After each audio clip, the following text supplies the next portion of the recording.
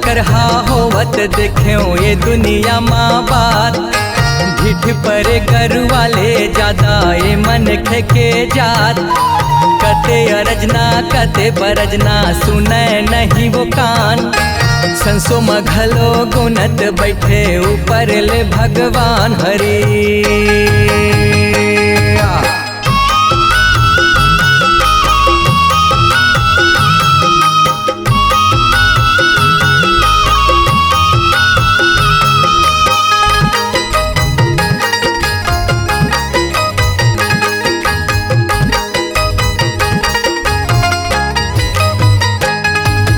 गाड़ी चला थे बड़े कूदा थे रद्दम नहीं है ध्यान।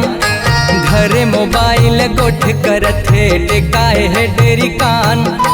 देख छपा गे मती हरा गे गवा डरी से परान। देखाओ सुनाओ चेत करोगा मन खे हरो सुजान हरी।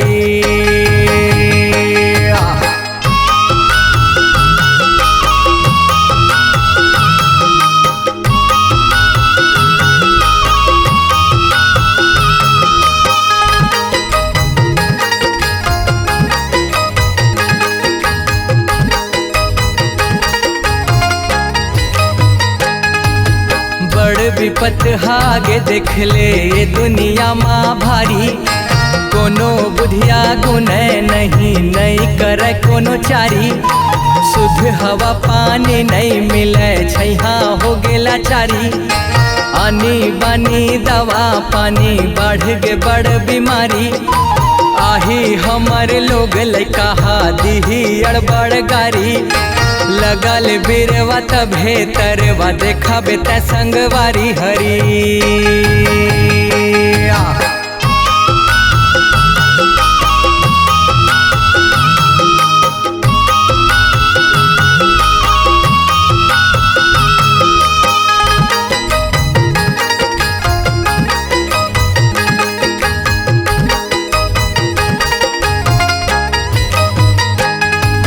हाल बिगड़ गे चाल बिगड़ गे लइका संग जवान।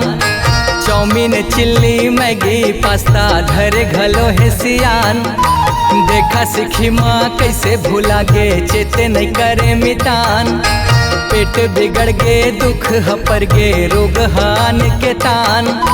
माने ले भैया बात लटा ठेठरी खुरमी बरालान। बासी खाले चटनी संग में बने जाबे गुणवान हरी।